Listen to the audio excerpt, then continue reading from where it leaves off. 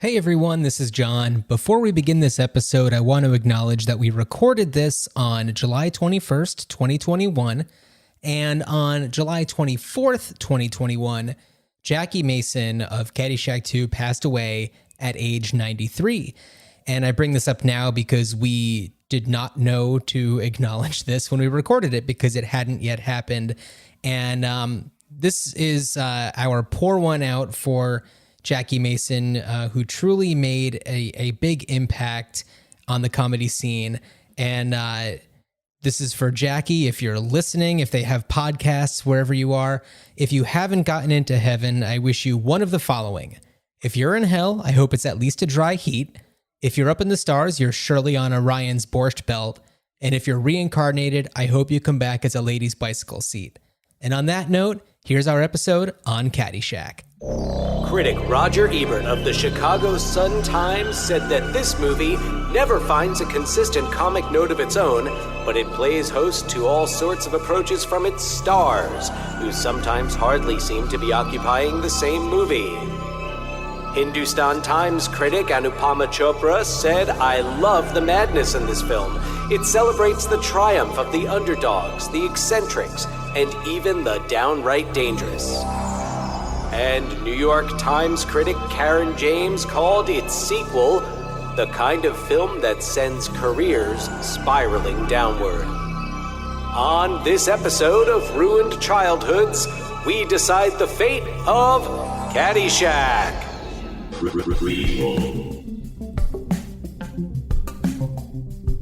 Sequel. Reboot. Which one will it be? It's the Ruined Childhoods podcast. Greetings, Starfighters. Dan, I thought that you were going to do like a little bit of a Carl voice or something. Greetings, Starfighters. I was actually going to. It was a greetings, Starfighters. How'd you like a fresca? I could go there. Greetings, caddies. There are so many different characters and actors. Oh, here we go. What do you got? Greetings, Fonz and Noons. Greetings, Fonz and Noons. Wonderful. This is Ruined Childhoods, your favorite podcast that talks about cult and classic movies, of which this is kind of both. And we talk about what could possibly happen with these movies if we kind of brought them back now. And on this episode, we're talking Caddyshack. Yeah, I'm really excited to talk about Caddyshack and Caddyshack 2. And we've also got a special treat. I had the opportunity to interview Chris Nashawaty, who film critic, Entertainment Weekly, Esquire, Vogue, Sports Illustrated. And he wrote the book Caddyshack, The Making of a Hollywood Cinderella Story. Right. So I had the opportunity to chat with him, had a great conversation, and his book is fascinating. If you've ever seen Caddyshack, you have to imagine that the stories behind the movie are perhaps more outlandish than the movie itself, right? Which is hard to believe. And I think that for anybody who is familiar with kind of that style of humor, that even though Caddyshack was not a National Lampoon movie, kind of like the National Lampoon system, because this movie came about because of the success of Animal House, you should definitely watch, if you haven't already, on Netflix, A Futile and Stupid Gesture, which is directed by David Wayne, which is a telling of the story of National Lampoon and Animal House and Caddyshack, and Doug Kenney, who kind of was the mastermind behind it all. Yeah, Will Forte is so good as Doug Kenney. And then there's also Drunk, Stoned, Brilliant, Dead. Is that the documentary? Yeah, the Drunk, documentary. Stoned, Brilliant, Dead. Which is a fantastic documentary about National Lampoon and Doug Kenney. And it touches on Caddyshack just a little bit. Yeah, it's mostly focused on the, how the Harvard Lampoon became the National Lampoon, and how Doug Kenney and Henry Beard kind of spearheaded that, and they were just kind of these two out there guys. It in the 60s when there was things were really changing, and comedy was one of those things that that really changed through the 1970s with Mel Brooks, right, and and then Animal House, but yeah. And it was funny. What's kind of funny about the Caddyshack movies is that there's kind of this crossover of like Borscht Belt comedy, especially when we're talking about like Jackie Mason and Caddyshack 2, and the legacy comic like Rodney Dangerfield, ushering in like this new style of comedy, more so in the first one than the second one, with people like Chevy Chase and Bill Murray. Second one, you got Dan Aykroyd, but he had already been established by that point. Right. Yeah. And we'll get more into the movies themselves. But just kind of the off the wall nature. And it's funny because when I first saw Caddyshack, I don't remember when that was. I'm guessing at some point in high school. I must have rented it or something. Definitely saw Caddyshack 2 before Caddyshack 1. When I was rewatching Caddyshack 2 recently, which by the way, they're both currently, as we're recording this, streaming on Hulu. I can't say what it's going to be like when this episode comes out because we're recording this in a bit in advance. But yeah, I mean, when I was watching Caddyshack 2, I was like, oh my God, so much of this is so familiar to me. Like there's so many things from this that like I kind of forgot were from this, that are burned in my brain, that I think about a lot. And it's like, oh yeah, and they're from this movie that's generally thought of as being like this terrible movie. But the worst sequel in a world of Speed 2 and Batman and Robin. This is considered the worst sequel, by and large, considered the worst sequel ever made. On the other hand, it's also arguably more coherent. Yes. Which the making of when I first saw Caddyshack, and I've felt this way ever since. I've grown to appreciate parts of it more, but I felt like I'm like, this is so disjointed and all over the place, and it's like the movie starts, and I know you'll do the synopsis, but it kind of like starts with one focus, and then next thing you know, other things are happening, and you're dealing with other characters, and there's things that are funny, but they're not necessarily connected to any type of central plot. Right. And there's a lot of like fades to black with like no connective tissue to the next scene. And it's just like they didn't know how to like end a scene and go to a new one. And, and it's like this was Harold Ramis's first time directing, like was learning on the job. And also it's like you're on a set with people who are like head to toe filled with cocaine. And, it's like everybody just thinks that they're, creating something, but they're forgetting the essentials of filmmaking. Well, and if I may, you may. I'm gonna run through just some of the backstory, and I don't want to repeat anything that I know that's gonna be tough that we talk about. Yeah, but having already interviewed Chris, it's pretty fresh in my mind what we spoke about. So just to give you a little backstory here about Caddyshack, it was one of the first movies produced by Orion Pictures, which was started by Mike Medavoy. And I think if you're a child of the 80s and if you're like a movie kid like us, you have a fondness for just the Orion logo at the beginning of a movie. UHF. Bill and Ted. and Caddyshack, yeah, it's just to the the chanting of Kenny Loggins, and so and John Peters, the producer John Peters, was signed to a deal, and John Peters was pretty much just like one of the most successful bullshit artists ever.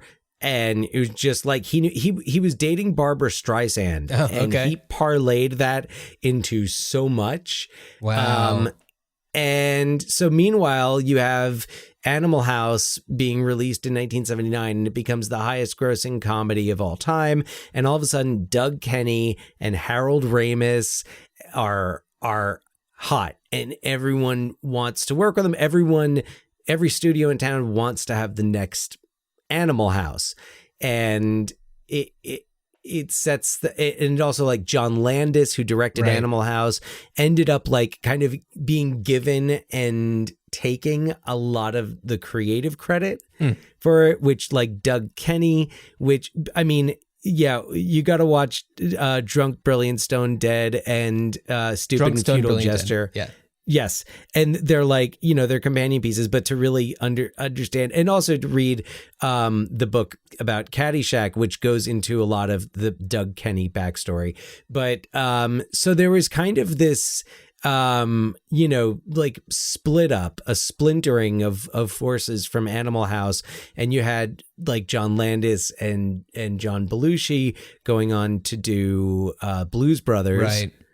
And then you had Doug Kenney and Harold Ramis doing Caddyshack, and they had a meeting with John Peters, and the idea had actually been something that that Brian Doyle Murray. Yeah, and it's interesting because in A Futile and Stupid Gesture, it plays it as if Doug Kenney is just like, in a funk and needs to do something, and then just starts writing Caddyshack. But no, Caddyshack is very much the seed of it is the brainchild of Brian Doyle Murray, who, along with his brothers, the famous acting Murray brothers, they caddied when they were kids, and they had a show, like a reality show on Comedy Central about golf, and it's very much part of their DNA. So yeah, it started autobiographical. Our Irish family with a lot of kids. Yeah, and that's how it started, and basically, as they were making the film, and they brought in, this was Rodney Dangerfield's first movie. Rodney Dangerfield had been on the comedy scene for a while, but like had kind of changed his shtick and had done all these TV specials and had gotten huge, and his comedy albums were huge, and his appetite for cocaine and weed were huge, and so you don't get those bug eyes just sitting around doing nothing. Yeah, you don't pull at your collar nonstop because you're not on cocaine. So they bring in, because they were like, they have the caddies, and that was like the focus of the story was going to be the Danny the Noonan caddies. and company. Yeah. Well, a love triangle between Danny Noonan, D'Annunzio, and Maggie, who's played by Sarah Holcomb, who also played the mayor's daughter in Animal House, right? And then like left acting. Absolutely, yeah. Like this, the Caddyshack did not do a lot of people a lot of favors. So in her case, this set was just cocaine everywhere, and it sparked her, reliance on drugs, and she just couldn't be part of this business anymore. It kind of just ruined her. And, as they say in Drunk, Stone, Brilliant, Dead, this was a time when they didn't really know that cocaine was that bad for you. And it was just something that you did to keep you going. And boy, did they do a lot of it. Yeah, they did. And then they would get on the set and they would improvise, because Harold Ramis never made a movie before and had come up through Second City doing improv, and Chevy Chase was an improviser, and like none of Bill Murray's scenes are even in the script. No, and sure, Michael O'Keefe, who plays Danny, is great, and Scott Columbia, who's D'Annunzio, like, he's great and everything, but they're not going to be the names that bring people into the theater. You know, this is just after, just a few years after Saturday Night Live had started, and Bill Murray and Chevy Chase were, you know, big draws. Rodney Dangerfield, of course, was a big draw. So, of course, you're going to get a lot of people who are interested in seeing those guys do their thing. So why not let them just kind of go? Right, exactly. And it was funny because they had no idea when Bill Murray was they had Bill Murray contracted for 6 days, but they had no idea when he was going to show up. And apparently one night he just kind of like showed up at dinner. No one, there's a story in the book that Cindy Morgan, who plays Lacey Underall, right, Judge Smales' niece, she tells the story about how, like, oh, there's just this guy who comes in at dinner, and then next thing you know, like, she's in her room later that night, and that weird guy from dinner knocks on her door and was like, hey, you want to get out of here? And then she's like, next thing I knew, I woke up on a nude beach with Bill Murray. Oh my goodness. Like, so that was what they did. Like, they went, they shot in Florida to be across the country from the studio heads. And, right. But Bill Murray would show up and they would just say, okay, this is the gist. Like, there's a story in the book where, they're getting him ready. Oh, it's before they did the Cinderella Story scene. Yeah. And Dan, I feel like we're getting way ahead of ourselves. Things. So why don't we take a step back? Okay. No. I'm gonna be the ball. Be the podcast. Be the podcast. All right. Why don't you tee up those synopsises? The Bushwood Country Club is an elite establishment that prides itself on its exclusivity. It's also home of a ragtag group of caddies who are just trying to make a few bucks. One such caddy is Danny Noonan, who's trying to make good with club co-founder Judge Smales in order to have a shot at a coveted caddy scholarship. Meanwhile, local real estate mogul Al Chervick visits the club and makes Judge Smales very irritated with his brash sense of humor. They ultimately arrange a high-stakes bet over a golf game. The judge is paired with another waspy member, and Al plays with Ty Webb, the wealthy son of the club's other co-founder, who doesn't seem to care for the snootiness of the country club.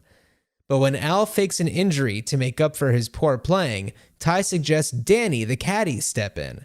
By this point, Danny has lost favor of the judge after he's caught sleeping with the judge's niece, and Al promises to make it worth his while should they win.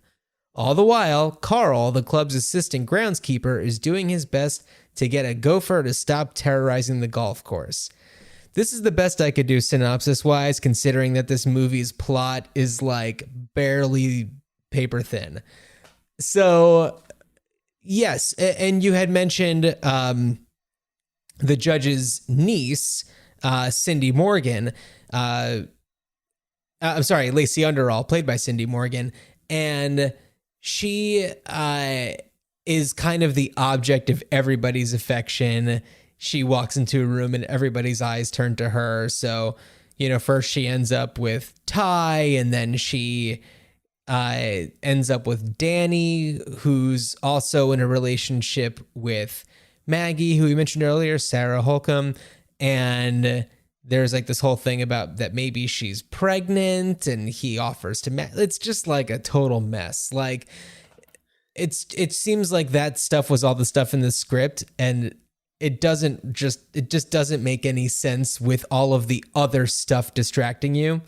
So I'm sorry, Dan. Now, whatever you were saying, sorry, I needed to kind of go back and just fill in some of those blanks. Oh, by the way, so Chevy Chase plays Ty Webb. Rodney Dangerfield is Al Chervick. Ted Knight is Judge Smales, who's perfect in the role. The only one on set who did not do any drugs. Yeah.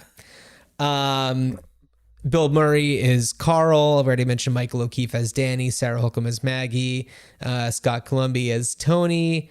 Who else do we have? Brian Doyle Murray is Lou, who kind of manages the caddies. Who am I missing, Dan? For some reason, is Spalding.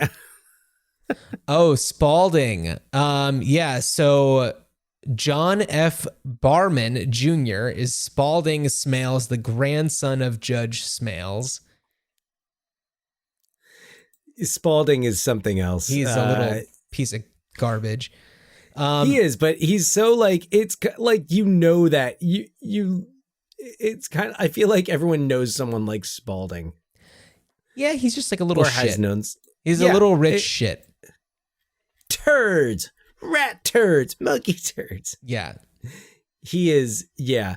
So anyway, you're talking about Carl and the Cinderella story. Oh, one of the many famous scenes from this movie is when it has absolutely nothing to do with anything else, and it's Carl, and he's lopping the heads off mums with like a grass whacker, I think, or some type of Some gardening he's tool. pretending to golf. Basically, the only direction he got for that scene was I think Harold Ramis told him a story. Told him he was like, yeah, he's like, I'm trying to exercise, trying to get in good shape, and he's like, do you ever to motivate yourself? Do you ever do sports commentary in your head and be like, he's like, when I run, I do that in my head, and it's like Ramis coming around, in the lead, and Bill Murray just kind of stopped him, was like, yeah, I know. Okay, so let's listen to that scene. Yeah. What an incredible Cinderella story. This unknown comes out of nowhere to lead the pack. At Augusta, he's on his final hole. He's about 455 yards away. He's going to hit about a 2-iron, I think. When we got out of that, the crowd is standing on its feet here at Augusta. The normally reserved Augusta crowd going wild.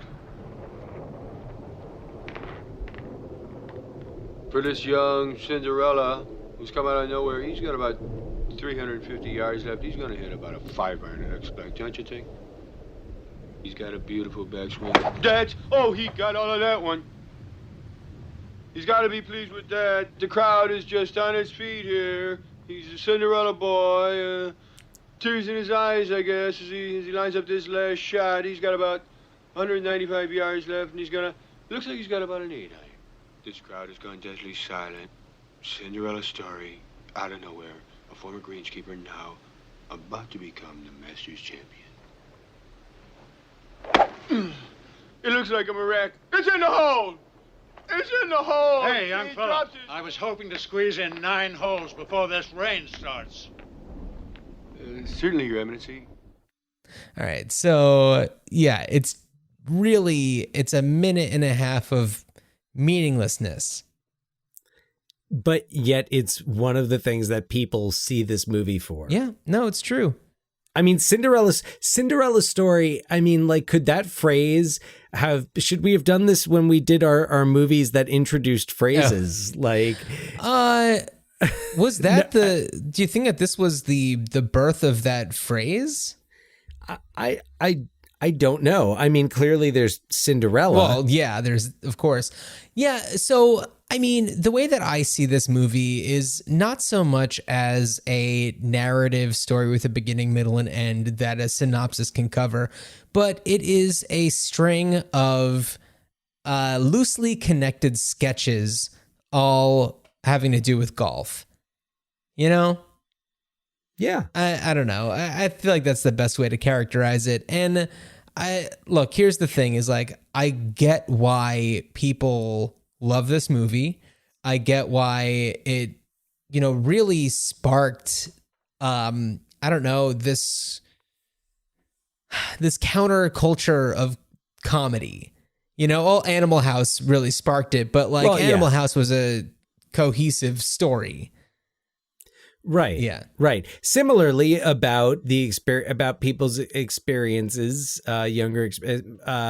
Chris Miller was one of the co-writers of Animal House, who he also wrote a great book, which I forget what it was called, but it was basically like him telling the actual stories that inspired parts of the Animal House screenplay. Yeah. So, but yeah, and there's a lot of different like sketches. Yeah. That there's these different through lines, and you don't remember it for the story. You remember it for, for the different scenes and the like, oh wow, I can't believe, because for a lot of the things, it was the first time the Baby Ruth pool scene. Right. Yeah, so there's a scene where the caddies, it's like caddy day, and they can be in the pool for like 15 minutes or something, Yeah, and it's something ridiculous. Like the like members that. pool. So they're going wild,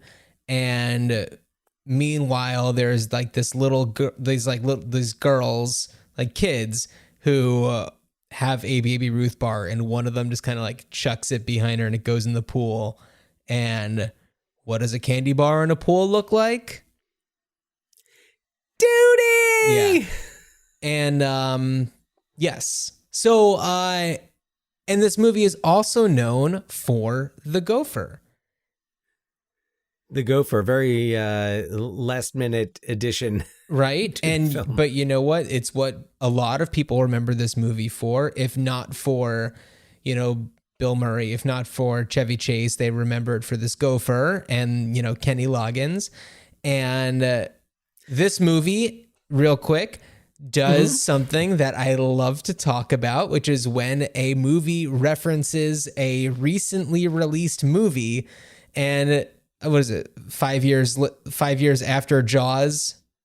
5 years after Jaws. But John, there's another one in this that's even more impressive. Which one is it?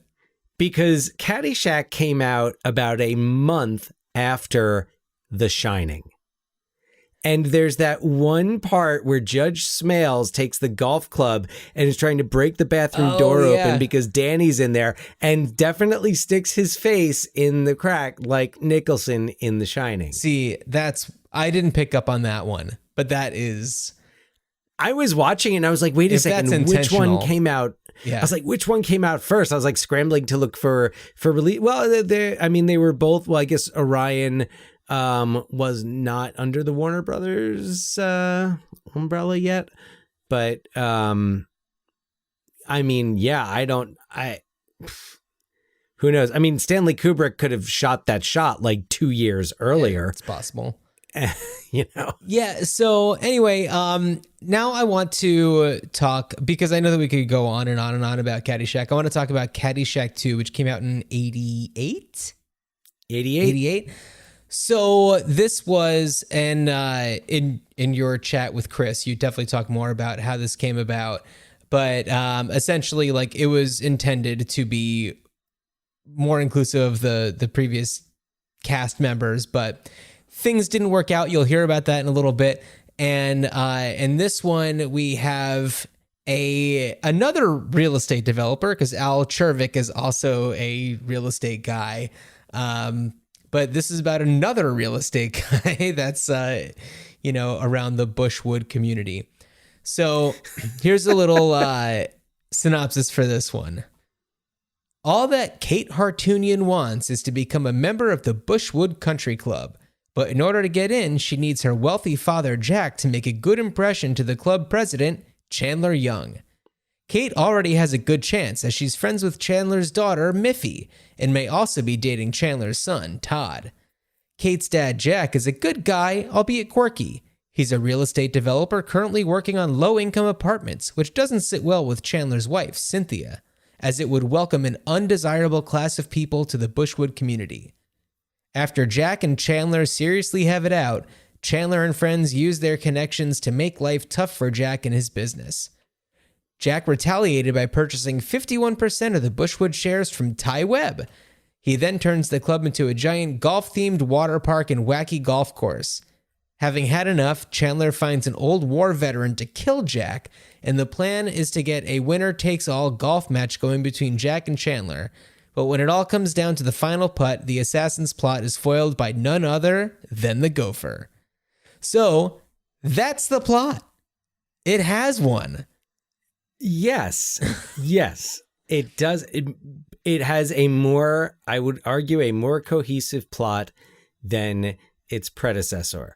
I would also, my theory with Caddyshack 2 is that it's Caddyshack for kids. It's Caddyshack Junior. It's a cartoon. Well, also, there are caddies in it. There's Harry, who's played by Jonathan Silverman.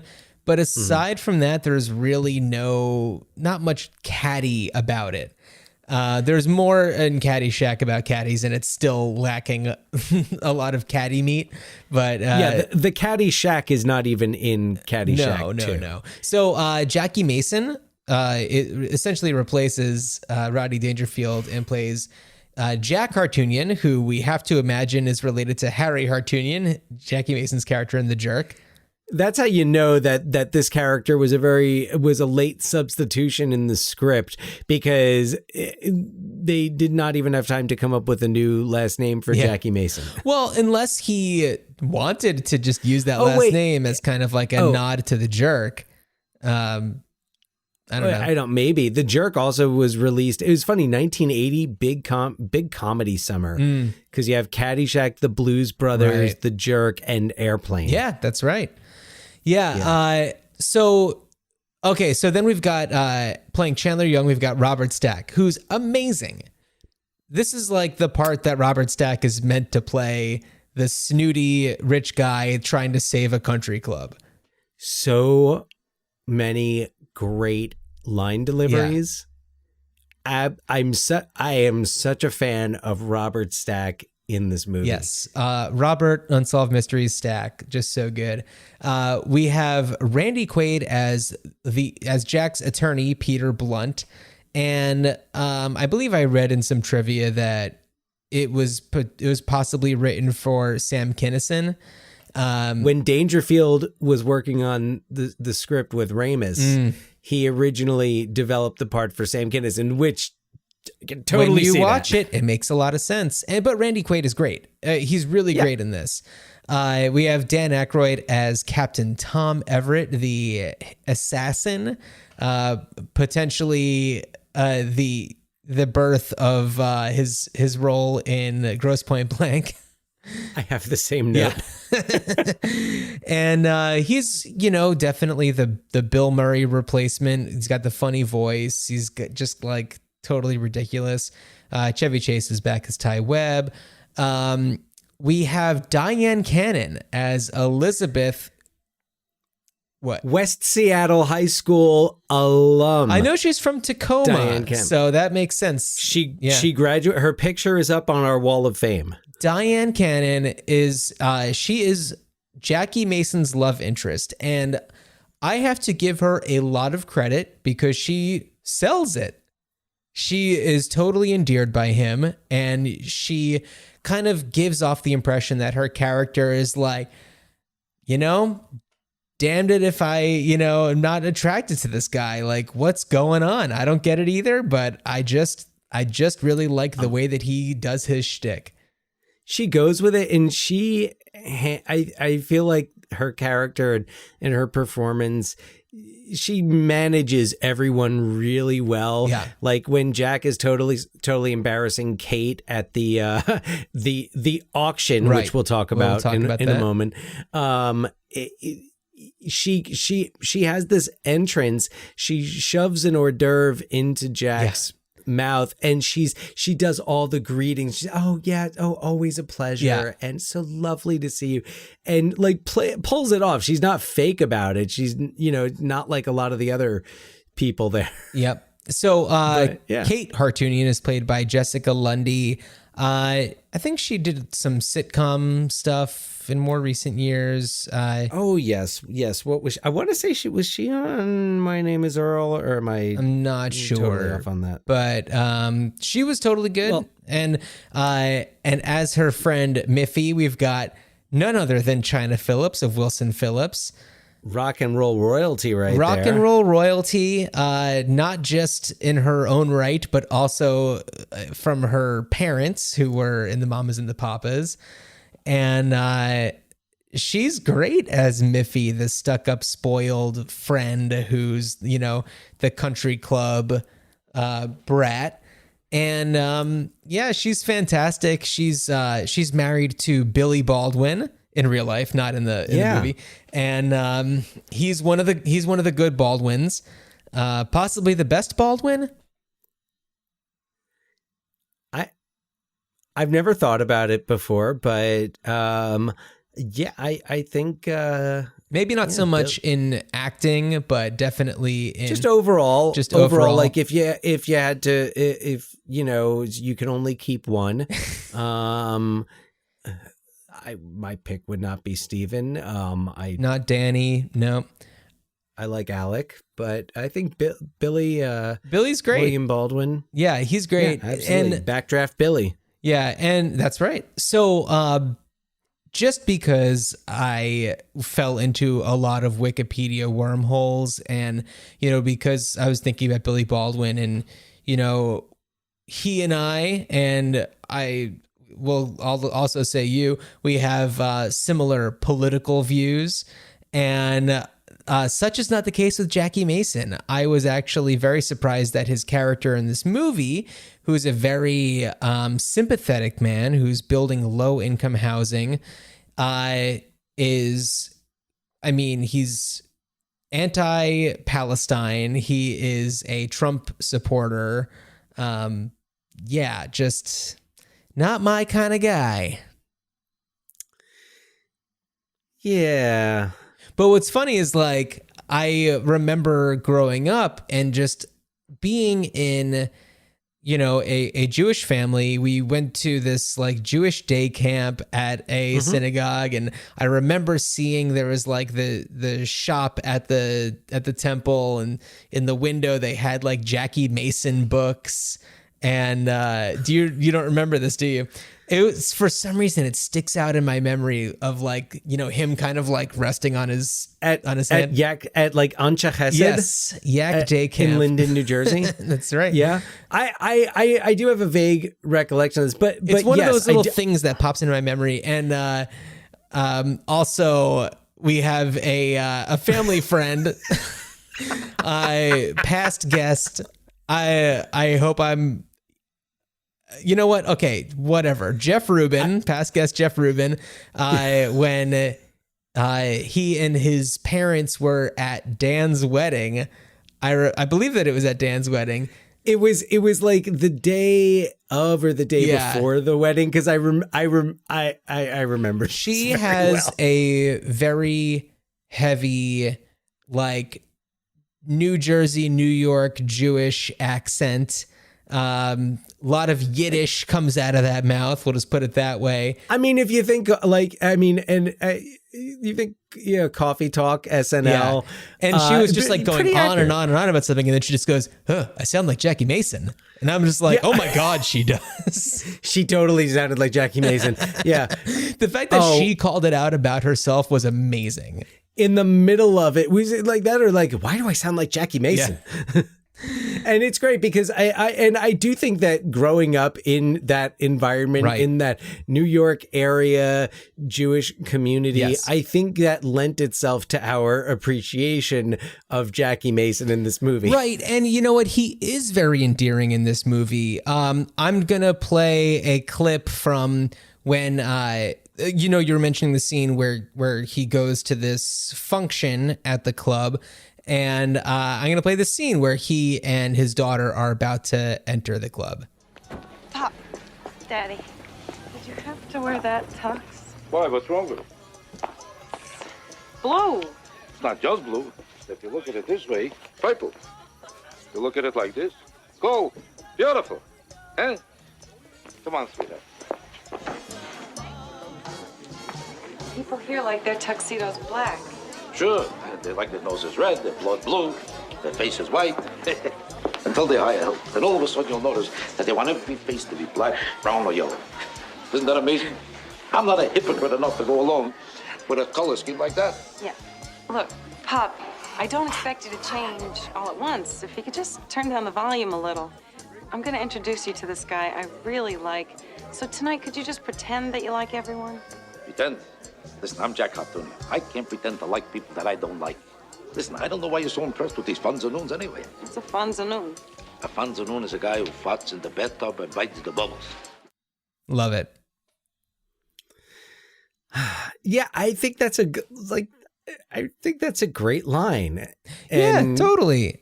Yeah, and he's of substance. He's very much himself.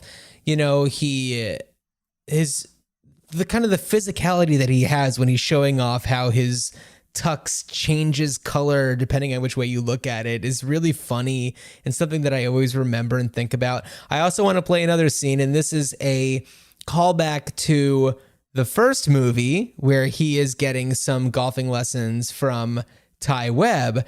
And this clip I'm about to play ends with a line that I have thought about constantly since I first heard it as a child. What you want to do is clear your mind. Okay, watch me, okay? Take a deep breath. Close your eyes. And just be the ball. Be the ball. Be the ball. Be the ball. Na na na na na na na na na na na na na na na na. Be the ball. Be the ball. Be the ball. Be the ball. Be the ball. Be the ball.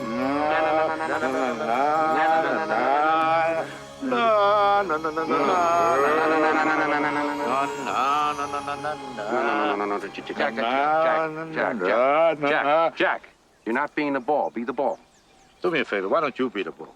If I wanted to be a piece of sports equipment, I'd be a lady's bicycle seat. I think about that line constantly. When I first saw that when I was a kid, I was like, I know that that's funny, but I don't really understand it. And, and it's just like, you grow up, you understand it pretty quickly, once you get to a certain age. But like, then I appreciated it in a certain way. And when I was watching it the other day and that line came up, I was just like, thank you. Thank you for that line. You needed that, huh? Yeah. And I mean, like, I was 11 when I saw there, 11 or 12 right. when I saw this, and I'm pretty sure I think I got it. I think like that's the level.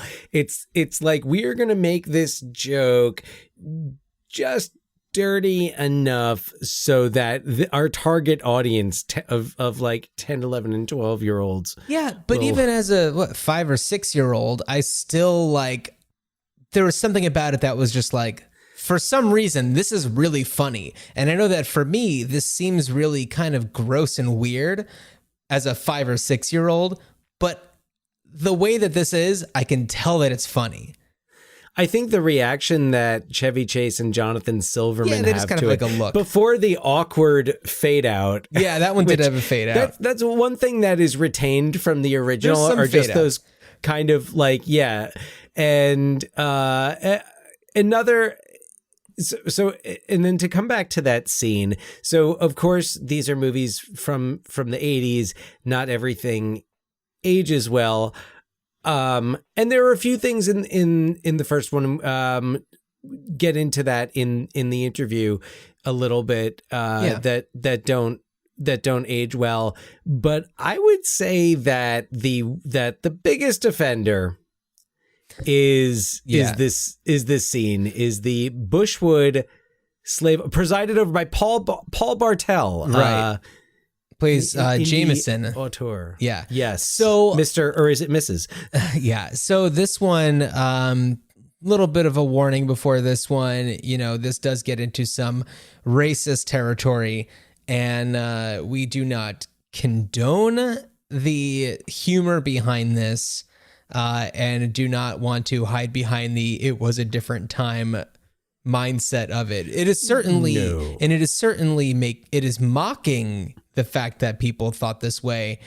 Similarly to the, in Fletch Lives, how there's, the party that he goes to, that's the Confederacy party. But yeah, anyway, that's all I have to say. Let's just listen to it. Attention, everyone. It's time for our little slave auction. Now remember, it's all for charity, so let's see if we can break last year's record of $4,500. Break out your checkbooks and think Mandingo while I read the list of this year's willing slaves. What is this all about? It's a little game they play when they feel guilty about being rich.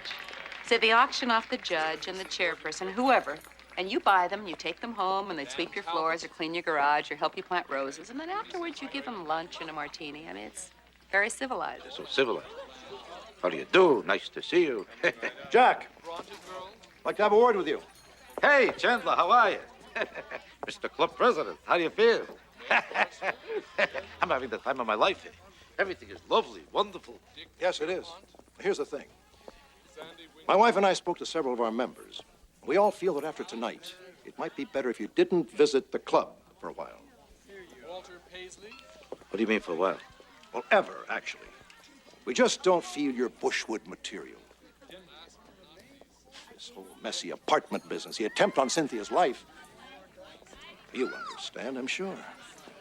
I understand. So I'm going to actually stop it there. I had the whole thing, but we could just explain it. What ends up happening is he outbids everybody for every single person up for it and has them do work on the apartments. The best part of that scene is there is a voice. I think it's like someone dubbing in like ADR crowd noise. And there's someone who it's like the same person who, when Jack makes his first bid for Cynthia, and everyone's shocked, you hear, I thought he left. Oh. And then when he's in the bidding war with Chandler, the same guy, you finish him, Chandler. But yeah, and so what ends up happening is all of these, the Bushwood Club members end up having, they do a day's work on one of Jack's construction sites. And, you know, I was a little conflicted, and I was like, you know, how does that play now? Like, are we suggesting that just like a day's honest work is punishment, or I don't know. I think, are we just going to kind of enjoy it? Yeah, I mean, I think that it's fine in the context of this movie and this story. You know, it's certainly not legal or, you know, an admirable thing to do, because it's just going to piss people off. But when you hear them, when Diane Cannon describes what this is, I mean, like, I haven't asked anybody about this or done any research, but like, I wonder if this is the type of thing that happened or happens at country clubs. Like, I don't have a hard time imagining that this type of thing happened in the 80s. Yeah. But I'm constantly, surprised. So who knows? It could still be going on. But it's really interesting because like this is it's a ridiculous movie, and it's so stupid, but there's definitely this class struggle, and this comes out in 88. It's the end of the Reagan era, where when the rich got richer, the poor got poorer, trickle down economics. Yeah. And so like we're at the tail end of that, and there's a part of it that feels like, okay, well, you know what, for as ridiculous as this movie is and as much of a cartoon as it is, it makes some points. Right. Yeah, absolutely. I mean, look, they're not being very discreet or clever with the opinions of the writers about, race and equality and rights for the the not ultra wealthy. And I want to, you talk about cartoonishness in what you just said, and that makes me just want to get into a little bit more about the character of Peter Blunt. And this is the ultimate equalizer. And Randy Quaid, it's like he's acting in a different movie, and not in the sense that like he doesn't fit into this, but it's like he is performing at a different level from everybody else. And I really appreciate that. So here's an interaction he has towards the end of the movie with Robert Stack. Look, I don't know much about golf, but I do know the difference between a 50-foot putt and a 2-foot putt. And frankly, it's always been my experience to go with the guy closer to the hole, if you know what I mean. You're my kind of guy. Can I give you a little friendly advice? All right. Have you ever tried putting with a wedgie? A wedgie? Yeah. Oh, it's great. All the pros are doing it. Would you like me to show you? Yeah. Oh, see, what you do is you just take your normal stance like you're gonna putt the ball. Yeah, just like that. You never putted with a wedgie? No. See, you just take your stance, and then this is a wedgie. Try putting with that crammed up your crack. A wedgie, for all of our Bogus Journey fans, is a Melvin. Yeah. I love how he begins that little scene by talking about how he doesn't know much about golf, and then all of a sudden knows about this secret thing that all the pros are doing. Right. And Robert Stack is just going along with it because of the joke. Yeah. And it's we haven't really talked about, well, we talked a little bit about Dan Aykroyd's character. I don't know if I still think it's funny, the whole Mr. Sanderson and Mrs. Esterhouse, right? Yeah, aliases. I find that all very funny. I'm just gonna play. I have a clip pulled, but I'm just going to play part of the clip because it's kind of long. I'll play the beginning and the end.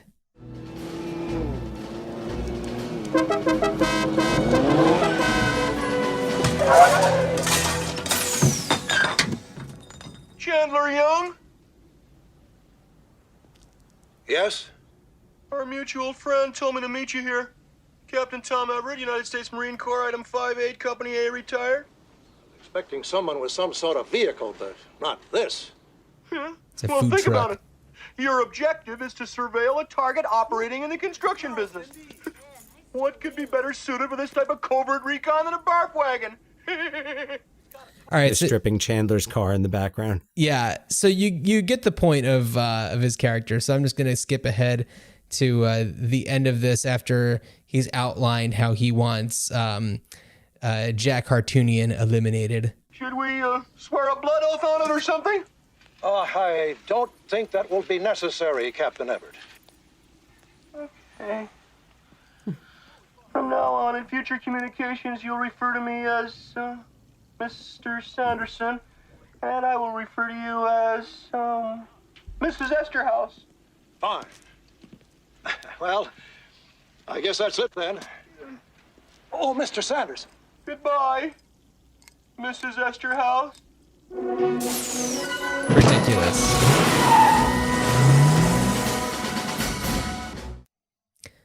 Anyway. Yeah. I'm always happy to listen to Robert Stack in this movie. He's just he has got so many of these great little lines there. Yeah. I also, I'd like to see Dan Aykroyd just being goofy and having fun. Yeah. I know that the character is schlocky and weird and a total doofus and, really just there to bring back the gopher, Yeah. But I don't know. I still like it.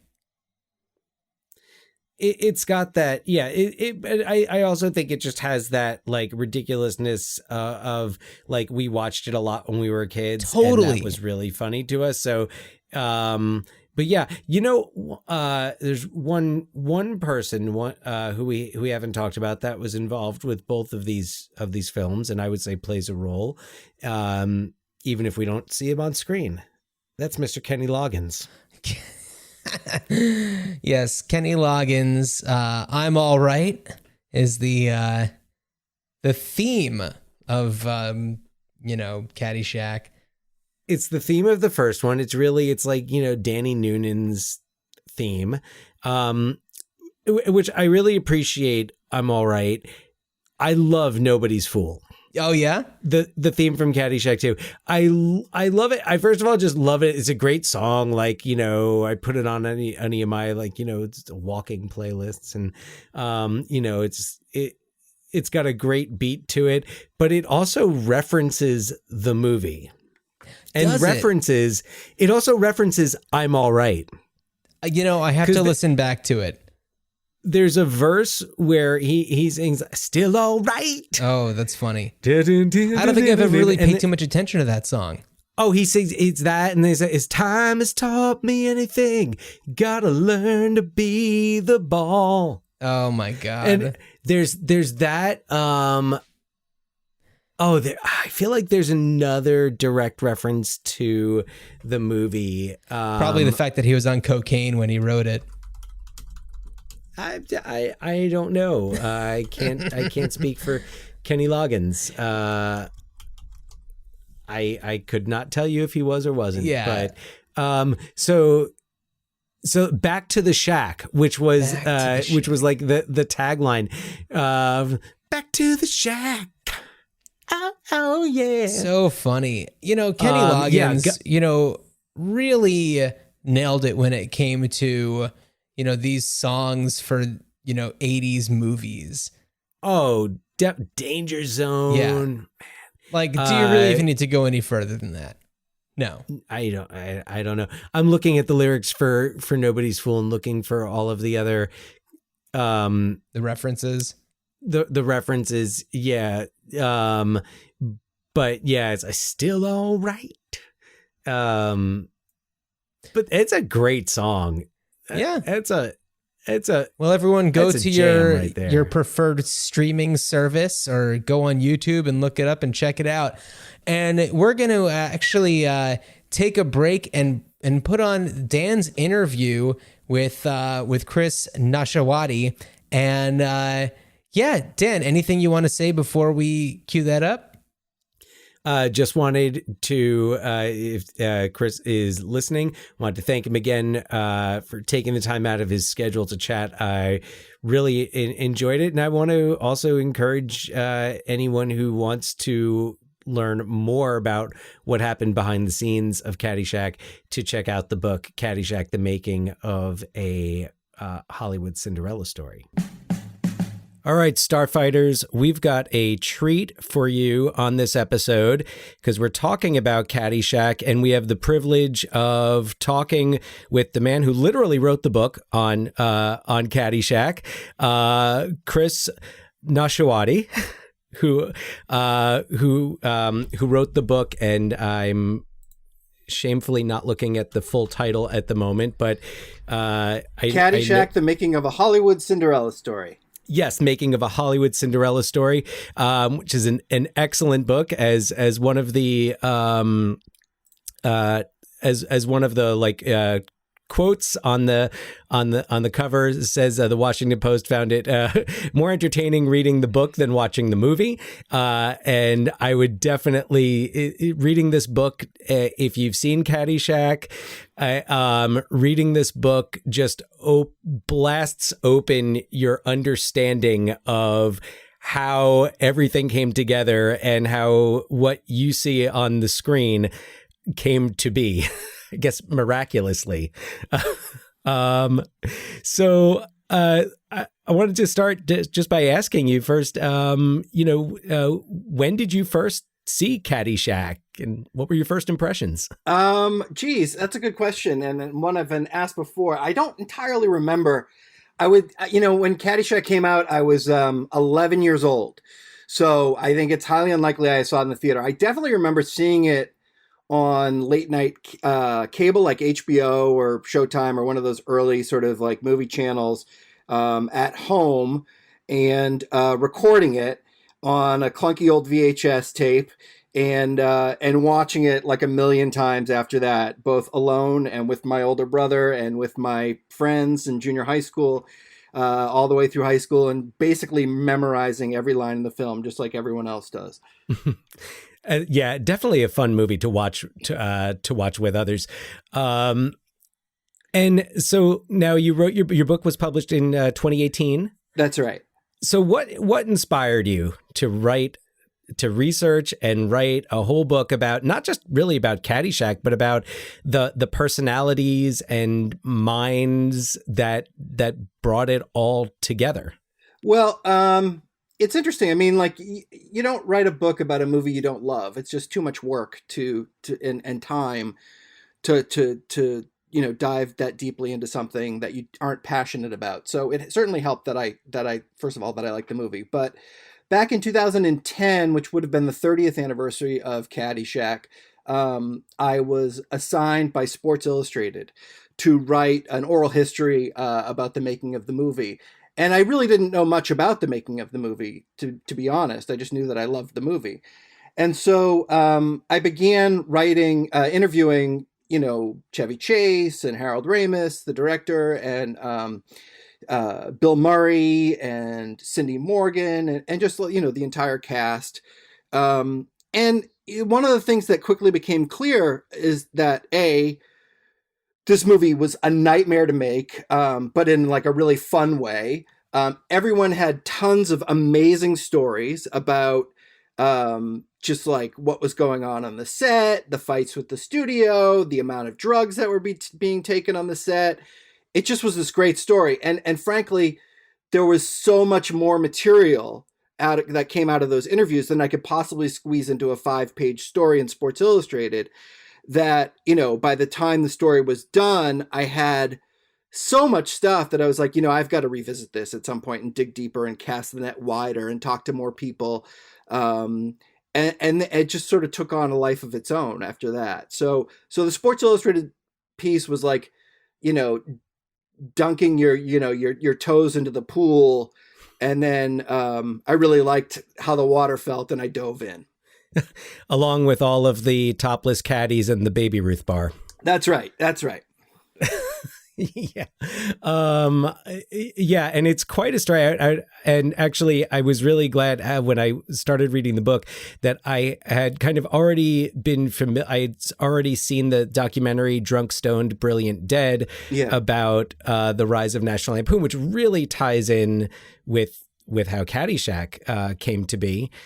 And going back to the original idea for Caddyshack, now we know that Caddyshack kind of turned out to be a vehicle for Chevy Chase, Rodney Dangerfield, Bill Murray primarily, but it started as I read in your book as mostly an autobiographical project by Brian Doyle Murray about the Murray brothers as caddies in Illinois. Yeah, I mean that's something that a lot of people don't know. It's that Caddyshack is like actually is as goofy as it is.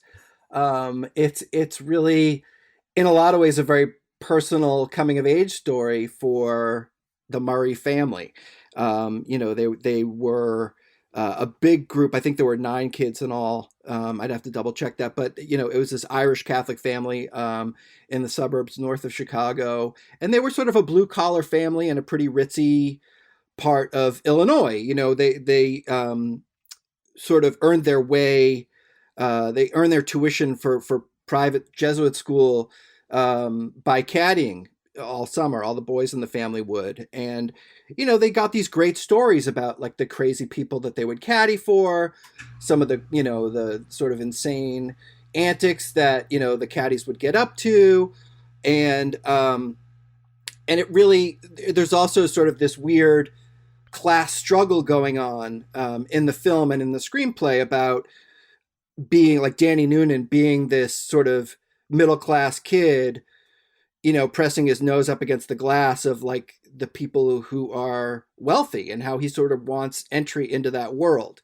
And that's all really autobiographical for Brian Doyle Murray and his younger brother, Bill. And so, yeah, people think of it as this sort of follow-up to Animal House, this sort of snobs versus the slobs sort of broad comedy.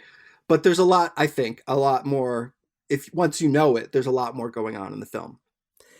Yeah, I was really struck by that, and thinking of Caddyshack more as like Danny's story and how Danny is influenced by the different people he comes into contact with at Bushwood. So I was wondering, assuming that you'd spoken to Brian Doyle Murray about it, I was curious to know a little bit more about kind of how he felt about the project as it went through the filming stages, and adding more scenes with Bill and Rodney and Chevy, how he felt about it becoming less about Danny and D'Annunzio and Maggie. Yeah, I mean, it's funny that wasn't, as you said, I mean, the movie began and the screenplay is more focused on the caddies and, the characters who are played by Rodney Dangerfield and Bill Murray and, Chevy are really more supporting characters in the script. It's really this sort of coming of age story. But once they got on the set, it was so clear to everyone that the comedy gold that they were getting was coming from these side characters. So, Harold Ramis, who directed the movie and co-wrote it with Doug Kenney and Brian Doyle Murray, he had been deeply trained in Second City and improvisation, and this was his first film as a director, so he didn't really know the rules of making a movie. So they decided to just sort of like scrap the script altogether and sort of throw it into the trash and just improv these scenes. I mean, Bill Murray's scenes as Carl Spackler aren't even in the script, really. I mean, they just leave these giant, blank spaces for him to just create these moments like Cinderella Story and the Dalai Lama. And that stuff is so good that the movie became something else entirely. And I don't think Brian Doyle Murray was upset by that at all, because he wanted the funniest possible movie he could get. And Brian Doyle Murray came up through Second City as well, and he sort of understood the process of the film they were making. Not that it was like the right way to make a movie, but it was certainly the right way to make this movie. Yeah, he strikes me as such, I don't want to say egoless, but someone who's really willing to, sacrifice for the project, the quality of the project as a whole. But another thing that I was wondering, like, if he ever seeing as how Caddyshack, went away from the caddies, I was wondering if he had ever, to the best of your knowledge, thought about revisiting that in some way, shape, or form. I was thinking about the book that Chris Miller wrote about his experiences that influenced Animal House, and wondering if Brian Doyle Murray had ever considered maybe something like that or a series. I don't think so. I mean, I think that, Caddyshack probably got his golf, story out of his, off of his plate. What's interesting about Caddyshack, it is Brian Doyle Murray's idea originally. I mean, the idea was his. But he actually, it's kind of a funny story. His co-writers, Harold Ramis and Doug Kenney, had just had a huge success with Animal House, which they had also co-written with Chris Miller. And when that movie came out and became the biggest, the highest grossing comedy of all time, Doug Kenney and Harold Ramis were suddenly very hot in Hollywood. And a lot of studios wanted to be the one to make their next movie. And so they met with Mike Medavoy, who was running Orion at the time. And they were under the impression that anything that they pitched to him as their next movie, would be greenlit. And so they came up with these ideas, which were, in retrospect, not very interesting or not very good. They were just sort of like half-baked. And, Medavoy just sat across the table from them and was like, yeah, I'm not really into any of these ideas. And out of desperation, they just on the spot remembered Brian's idea for a country club comedy. And without Brian in the room, they basically pitched his idea and said, well, we've got this idea too. And they threw it out there, and Medavoy was like, yeah, that's the one. And so when it was over, they went to Brian Doyle Murray's hotel room in Los Angeles, and they knocked on the door and they were like, we've got some good news and some bad news. The bad news is we stole your idea. the good news is it's been greenlit and you're writing it with us. And he was like, let's get to work. Let's do it. You know, he was thrilled. So it's a really funny story. But it's, you know, it just shows you how by the seat of their pants these guys were operating at the time. Oh yeah, and this was more during the more structured and organized portion of production or pre-production. Right.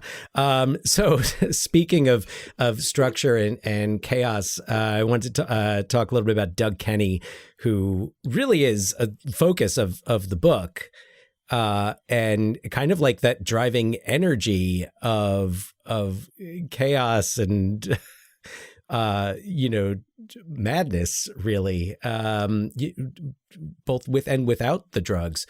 But you know, thinking about Doug Kenney, who passed away not long after Caddyshack opened, and you know, clearly someone who I think if Doug Kenney had come along a decade or two later, he might have gotten the help that he needed. Clearly someone in need of help, but also someone with a brilliant and unique mind. So I was just kind of like wondering, what do you think he'd be up to today? Because like I could equally see him as like a recluse somewhere who every now and again like writes something that gets published, you know, it's out there in like, I don't, Playboy or something. Yeah. You know, or I don't know, or does he become like an elder statesman of comedy, kind of like Harold Ramis had become up until he passed a few years ago? Yeah. I mean, it's a great what if question. I mean, I think, you know, I what's interesting to me is that, you know, Doug Kenney was not going to be originally like kind of the through line or major character of the book when I set out to write it. And, you know, the more I talk to people, I mean, he was always a fascinating character in the book because, you know, he went to Harvard. He was the editor of the Harvard Lampoon. He founded the National Lampoon. He was brilliant there. He went on to Hollywood to write Animal House, you know, huge success. Then he does Caddyshack. I mean, like the guy was on a roll. And young and handsome and charismatic and brilliant. He was an interesting guy. But the more I talk to people like Chevy, who was like his best friend, to Harold Ramis, to Bill Murray, you know, they all, without exception, would say that Doug Kenney was like the brightest light of their group. He was the smartest. He was the funniest. He was sort of like the most, like the quickest mind, you know, just the smartest guy in the room. And for someone like Harold Ramis to say that, or for Bill Murray to say that, you know, like Doug Kenney was the smartest, the funniest guy in the room. I mean, Jesus, have there been any rooms that Bill Murray wasn't the funniest guy in? Apparently so. And that just really piqued my interest in Doug Kenney. And so, you know, I it's sad and tragic that, you know, he got so swept up into drugs and cocaine especially, and died so young. But, you know, I think if he was around today, and this is pure guesswork, I have no idea, no one knows. I suspect he probably would have had a career a lot like Harold Ramis's. In a lot of, I mean, you know, he would, I see him as sort of a writer, director, producer. You know, it's hard to look back and really think about how much he and Harold Ramis especially sort of redefined comedy, or the voice or the style of comedy in the late 70s and early 80s. I mean, they really, you know, when you think back about to the kind of comedies that Hollywood was making before Animal House, you know, it was a totally different style of comedy. And they had this much more satirical bent, you know, like sort of, you know, just smart and funny, but also not afraid to be just like hit below the belt and be sort of like, you know, juvenile. So I suspect that he would have been, like a Harold Ramis sort of guy, making his version of Groundhog Day, making his version of, Stripes, making his version of whatever. Or I could be entirely wrong, and he could have become a recluse and, and moved to Kenya and written a novel and never be seen of again. I have no idea, but I do know that there was something to all these people sort of said that, when Doug died, it was a wake up call to a lot of people, because they were all running really fast at the time, and cocaine was seen to be a pretty harmless drug at the time, just something that made you funnier and could stay up later and had more energy and, wasn't addictive and all that stuff. And so everyone in Hollywood was doing it. And he was really the first casualty of that lifestyle. I mean, 2 years before Belushi. And so I think, he became just sort of a cautionary tale in a way. Mm-hmm. And I wonder if, because his death was, pretty, I guess, mysterious. He, I guess, allegedly fell off a cliff in Hawaii while he was there on the supposedly therapeutic vacation. Yeah. But, I wonder if he had OD'd, if he had definitively OD'd, would that have saved Belushi? Would that have been... I don't, that's getting into like a whole line of psychology that like it's hard to pin down, because, if you're an addict, nothing can really make you stop. You could watch your best friend die and that isn't enough to necessarily get you clean. I do know that Doug his death is a mystery still. Most people believe it was an accident. Some people believe it was suicide. He was very depressed. I think he wasn't thrilled about the way that Caddyshack had come out. He thought he could do better. He felt like he had made too many compromises making the movie. I mean, I think he was particularly upset about the gopher being such a big part of the movie. And he had a lot of fights with the studio. He was very sort of,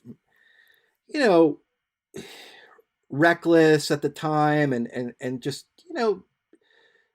he got into fights easily with people, and he just was out of control. And so it's hard to say what really happened. I think the best way of putting it is something that Harold Ramis said. He said, I think the quote is that some people say that Doug slipped, and some people say that he jumped. And I think he probably slipped looking for a place to jump. So, right. It's impossible to know. No. Yeah. Yeah. It also seems like during the production of Caddyshack, he was kind of left to his own devices and didn't have as much to do. The book covers that pretty well. His feelings of kind of being useless and more so as John Peters was taking more control. And others at the studio, though pretty admirable, that Medavoy was pretty hands off. Yeah. I mean, at the time, Orion was a new studio, and Medavoy had come up through United Artists, and their whole philosophy had been sort of to let the director direct the film. And it had worked very well for them. They won a bunch of Oscars for it.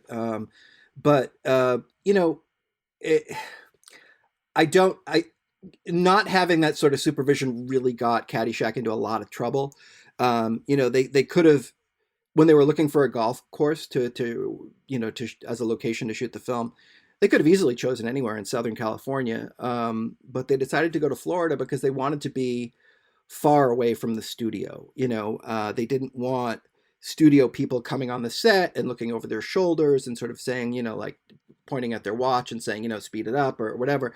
They wanted to just go off on their own. And that's great. I understand that impulse completely. But, these were people who were to a large degree inexperienced making movies and also really open to experimenting with drugs. And it's hard to find a place with more drugs in 1979 than Southern Florida, which is pretty much the gateway for cocaine into the country at the time. So, they sort of dug themselves into a hole and throwing away the script and improvising the whole thing certainly created a lot of headaches once they got to the editing room and nothing sort of fit together. which is why they had to, sort of make room for the gopher to sort of weave it all together anyhow. But the movie was a mess. It's funny. I mean, like, there was a review in New York Magazine when the movie came out that called the movie an amiable mess. And Harold Ramis quoted the review. He still remembered it to me. And he's like, they're not wrong. The movie is an amiable mess. It's a mess. It's, it was my $7 million, version of film school. Yeah. So, they learned as they went, and it was messy, and, it's an imperfect film, but, that's what makes it perfect. It's sloppy and it's great. So speaking of sloppy and maybe perhaps according to some great, so Caddyshack 2 came out in 1988. What do you know about, like, when did talk of a sequel start up? Yeah, it took a while. What happened was Caddyshack. One of the weirdest things about Caddyshack is that, the movie was pretty successful. Not like it wasn't a blockbuster or anything. It did okay. It made money, but not, a ton of money. At the time, it was only later that became like this cult favorite sort of film. But one of the things it did do is it turned Rodney Dangerfield into a movie star. And Dangerfield, this was like his first real film. And, he didn't know what the hell he was doing either, but he's great in the movie. And he had a real career renaissance around this time. And so after Caddyshack, he made a couple of other movies that did really well.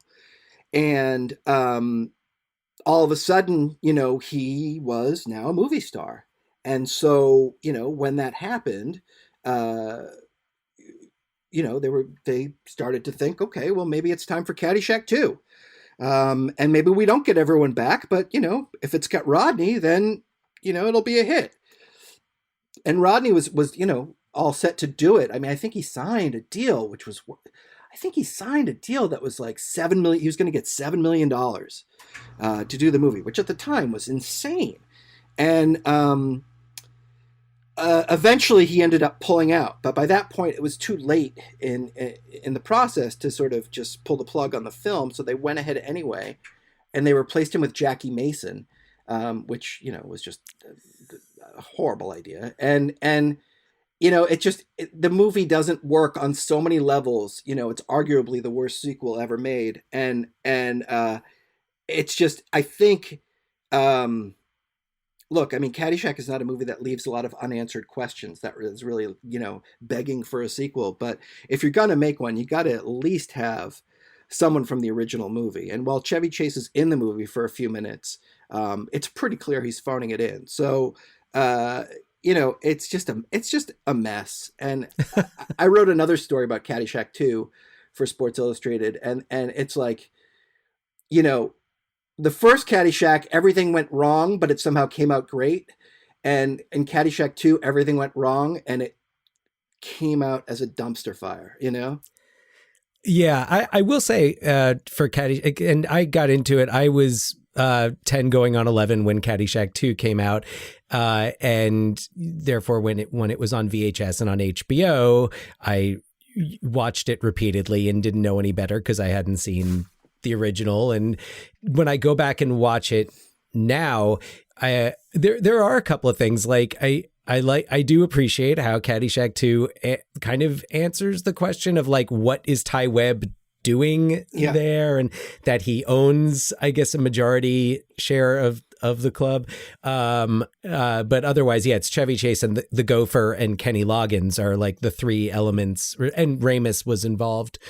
I mean, he wasn't. He worked on it very briefly, and nothing of his really remains in the movie. He said, he asked them to take his name off of it, and they were like, "Look, if you take your name off of it, everyone's going to know that this thing has the stink of death on it. So just, can you please, as a favor to the studio, keep your name on it?" And he did, but he really didn't have much to do with it. But you're right. I mean, look, it's the connections between the two films are iffy at best. And, there's just, it feels like a very cynical movie to me. It just feels like a sequel for the sake of making a sequel.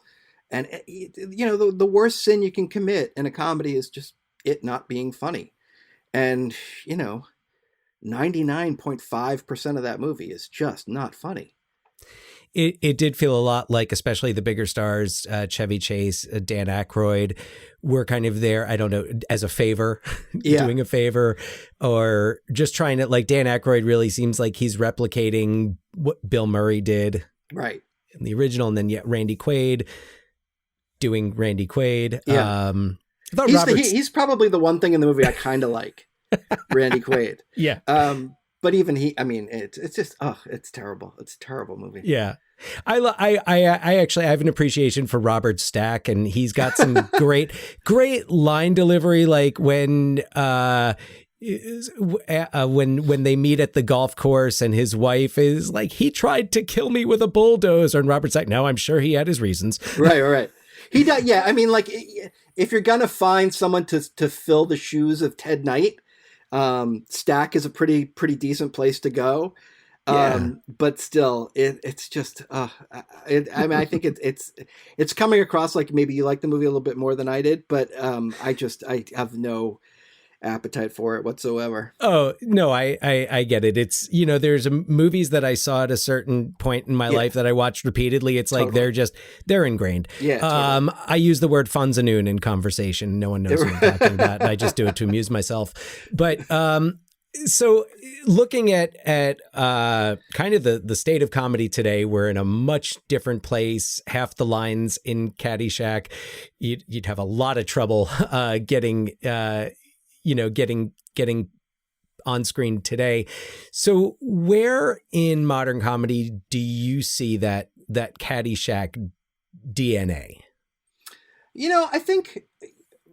I mean, obviously there's a generation of performers that came out of, like, I think probably most obvious would be like the Judd Apatow comedies that, I mean, not that he's like cranking out a lot of comedies these days, but, like maybe 10 years ago, there was that whole run of Judd Apatow comedies where, or something like Anchorman, where you would buy the DVD and they would have like these alternate takes of scenes where they're clearly, the director is saying, just riff and have fun and see what you come up with.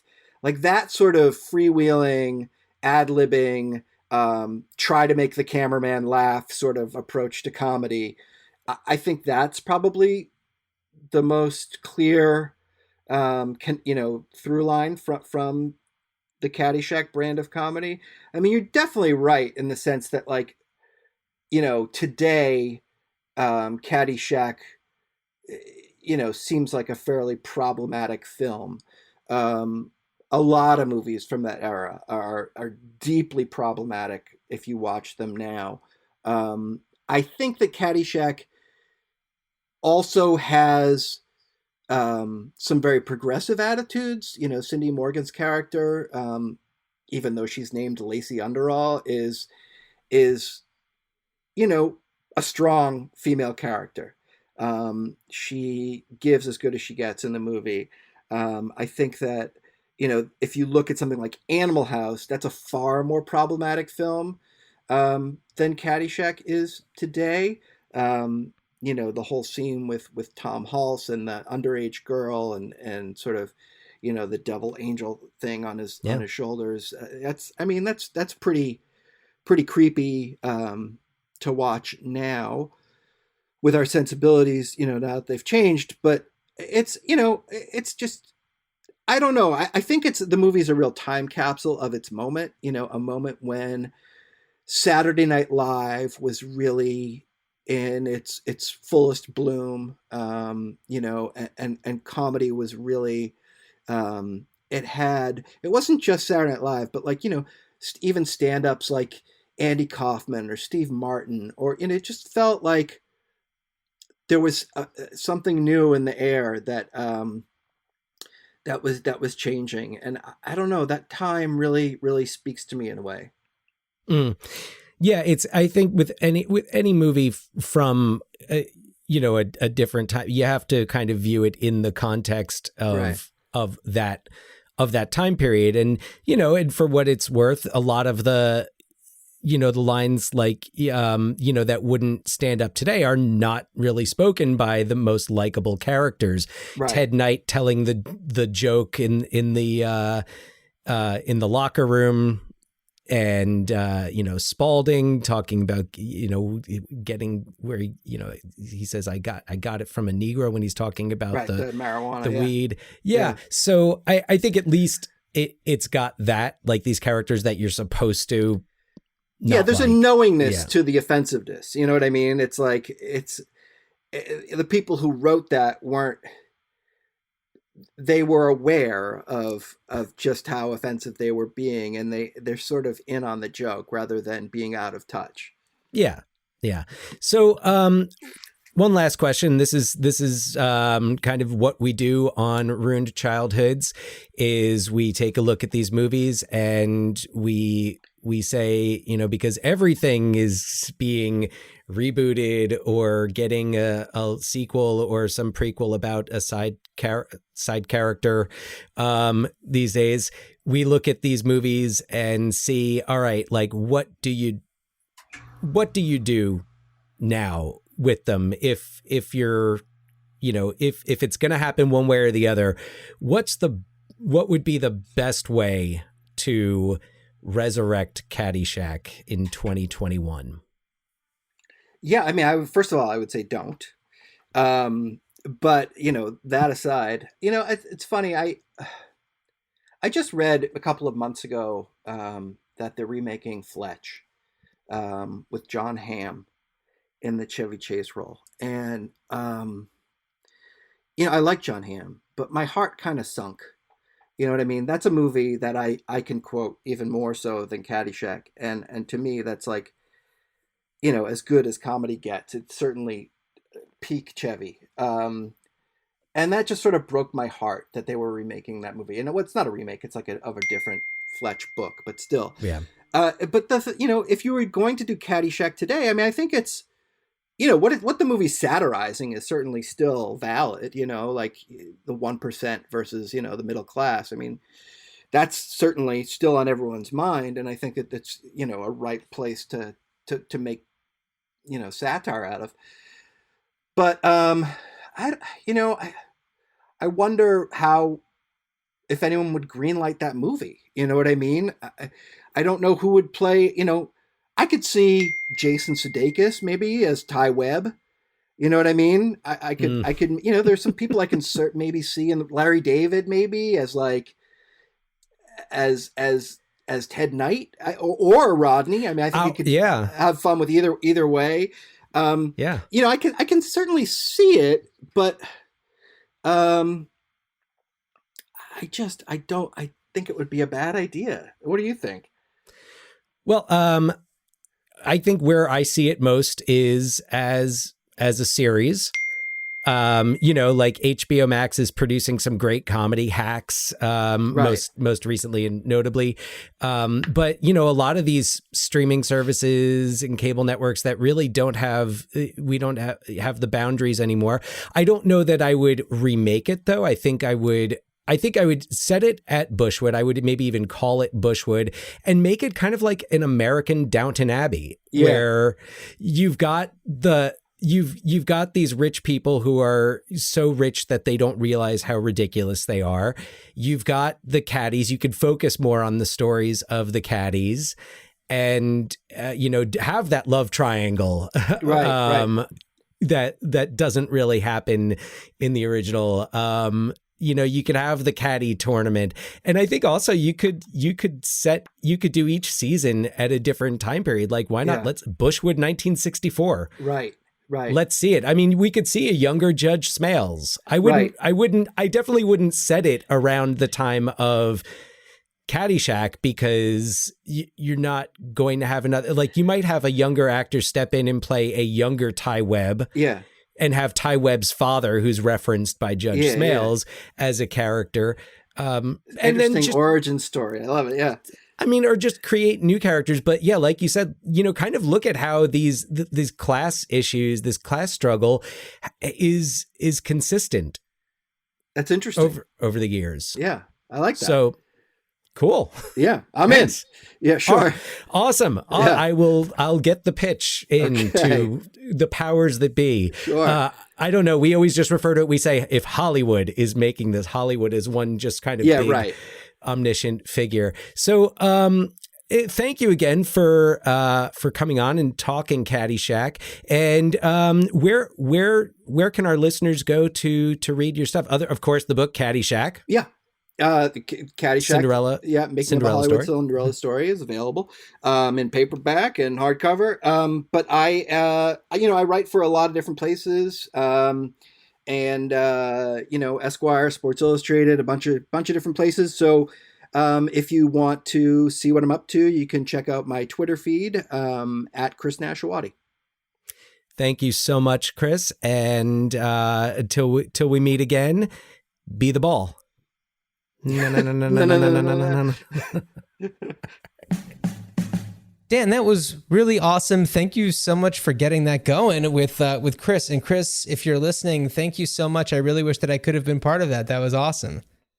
Yeah, I mean, it's, I know with social media, it has definitely brought a lot of problems, but one of the best things about it is that, it's like if you could reach out to someone and say like, hey, can you answer a question? And we've it's been really nice to have to be able to do that. So and Chris, I'm sorry that you don't have the fondness for Caddyshack 2 that maybe we do. Like we said, it's something that we grew up with. It's something that played over and over again on HBO, probably Comedy Central at some point, or the Comedy Channel, whatever it was at that time. And,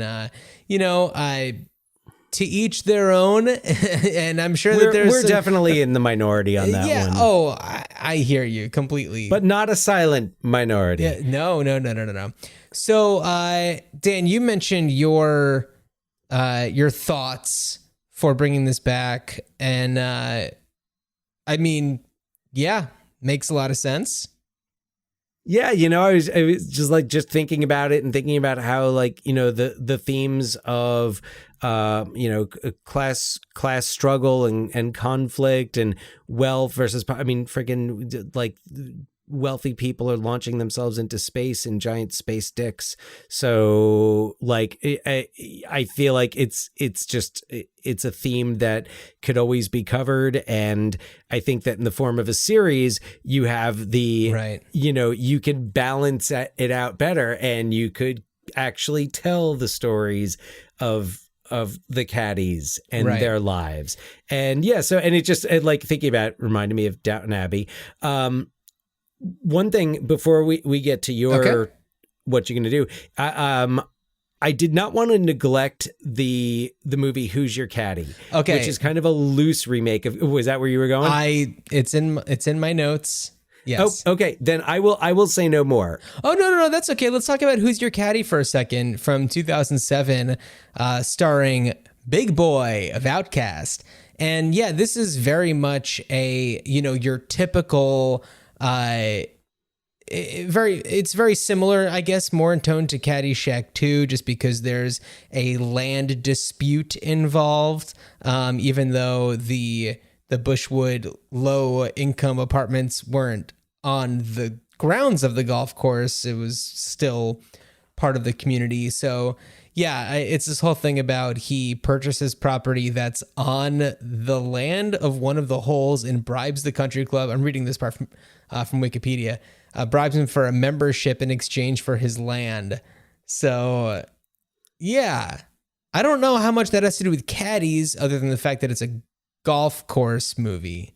It's more about the it's not even a class conflict, because he's wealthy, so he's a hip hop star. It's a culture clash. Yeah. And it's race. Yes. So and it's Jeffrey Jones. Oh, is it Jeffrey Jones? Jeffrey Jones is the head of the membership committee.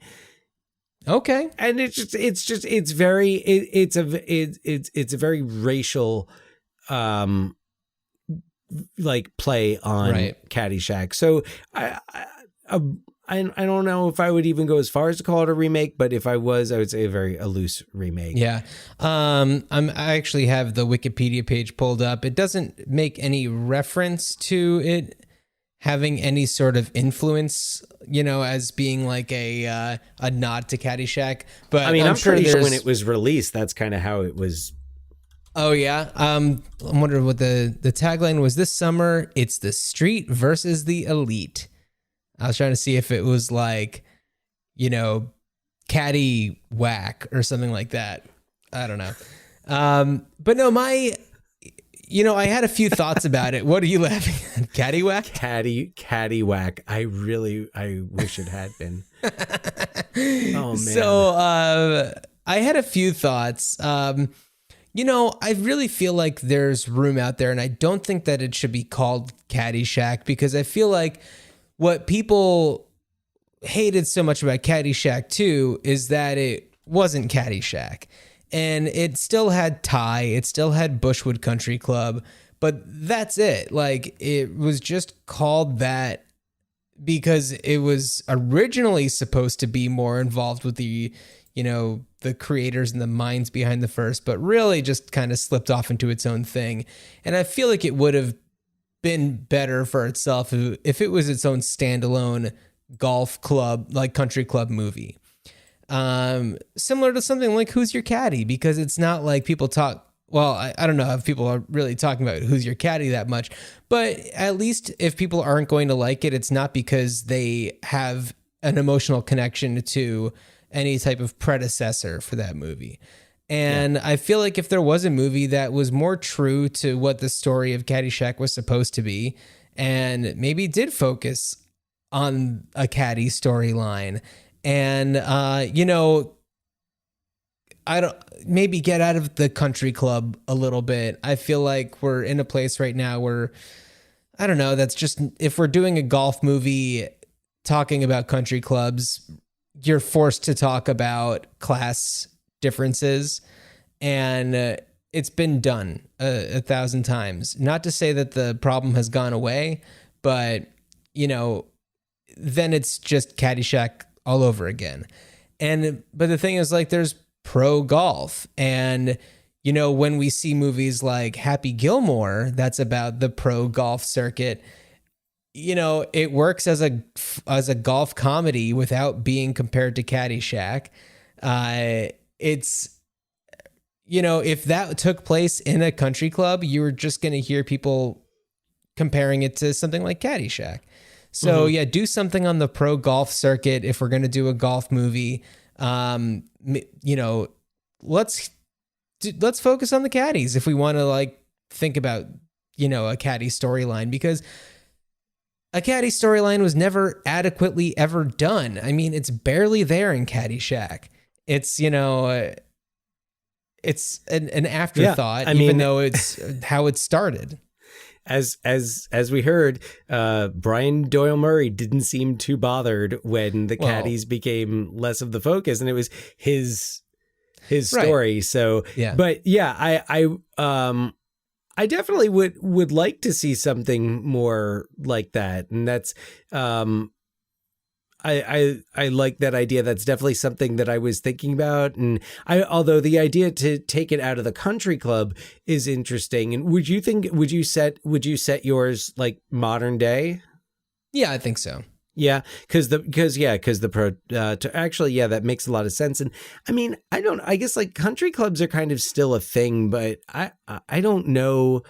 Not that I necessarily travel in circles with people who would join country clubs, but I'm like, are they still a thing? Are there like people our age?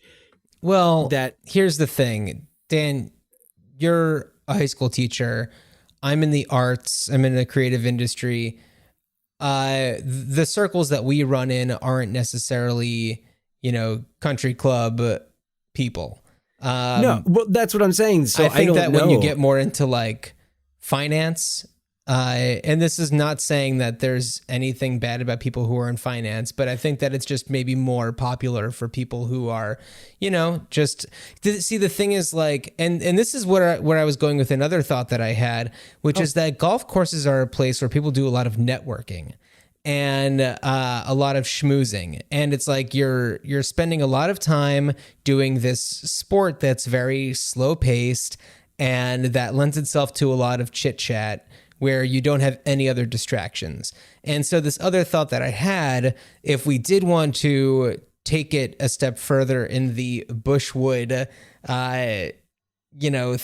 movies or whatever, is that, let's say you do have the Bushwood low income apartment complex, and maybe it's spawned off into like a support center for like disadvantaged youth or whatever, and it's successful, and the aftermath of that 1988 golf game came to be that it is no longer a country club. Maybe it's a public golf course or something, and it's, just a place, that isn't necessarily, I don't know, as popular, as a hangout spot. But, let's say that the community has become a hub for tech companies, and they want to have a place to do their networking and their schmoozing, and they want to try to buy out the Bushwood property, because of the land that it's on is, lends itself to the golf course. Plus, it does have the legacy of the golf course there.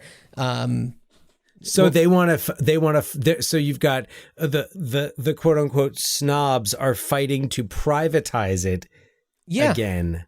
Yeah, I don't know. I don't know if I necessarily agree with it, but I do think that that's what we're talking about. Is like, to have a membership at a golf club is for a lot of people a prime opportunity to do schmoozing. Or, Dan, you do have a place like, I don't know if you're familiar with Top Golf, but it's essentially it's kind of like what Jack Cartoonian turned. Is it like Top Gun? Is it like on an aircraft carrier? No, it's not as cool. But Highway to the danger zone. I was gonna say the green zone. Like there's no like zone thing in in golf. Just went to. So, but the thing is, like Top Golf is this place where it's kind of taking a golf like driving range and making a sport out of it that's kind of like in the style of like frisbee golf, where it's like you're taking ones, but it's like, you do these challenges and you see who can hit a certain target or get closest to a thing, It's kind of like a Jackie's Wacky. It's kind of like a Jackie's Wacky, but it's like, it's a place where people go and do like bonding trips. And I think about that because we have one out here just outside of Portland, and it's right near Nike. So Nike people probably go there. It's close to Intel. So Intel people go there. So it's like, very much one of those like, corporate bonding places that people go. So yeah, there's also that. It doesn't necessarily have to be a country club, but it still is something that's, very much a, wear your polo and your golf glove, and, it's not really so much of a Dave and Buster's type atmosphere. You can't wear jeans? Oh, I'm sure you can. Can you wear jeans? No. Oh, I'm sure you can. Oh boy. Yeah. So yeah, country clubs are, that's not in my realm. Yeah. These days. So that's what I got. All right. I feel like we've covered this. Yes. We Caddyshack. Check. Yeah. Oh, how'd you like a fresca? All right. So, well then, our next episode is going to be kind of like... Oh my God, I'm so excited. This is just going to be like a big super jam, because we are taking on the body swap films of the mid to late 80s. I'm so excited. So I mentioned earlier that we're recording this one way in advance of its coming out by a few weeks. That's because Dan is about to go on a trip and we won't have opportunities to record. So we're thinking like we have some extra time Dan's going to be on some airplanes and stuff. And there's no better kind of movie for an airplane than a body swap comedy from the 80s. Come on. Oh, the only question is, will it be vice versa? Like father, like son, 18 again, dream a little dream, or just all of them? Yeah, and we're going to have some other movies in there that aren't exactly body swap movies, body transformation movies, more like Big and All of Me. And, it's like there's so many movies from this era where they're just like, what if this person became this instead? And, we're going to talk. I don't want to go any further because I could just start talking and we could record the whole episode right now if we needed to. We could, but I want to watch the movies. That's the thing. Yeah, no, we're gonna check out these movies and encourage you to check them out. And if you've got a favorite body swap movie, or if you belong to a country club, or whatever you want to share with us, email us at ruinedchildhoodspod@gmail.com. You can find us on Instagram at ruinedchildhoodspod. Yeah, we've got a whole link tree. It's in the episode description. And please reach out to us. We'd love to hear from you. Rate and review on Apple Podcasts or whatever you listen to this on. That really helps a lot. We are apparently ranking in Apple Podcasts in the Bahamas. So everybody out there, thanks for listening. We really appreciate we love the Bahamas. And if there's any movies that take place in any of the places mentioned in Kokomo, let us know that, and we can cover them. But yeah, Dan, any last thoughts? No, every last thought has been poured out of me into this episode. The tank is dry.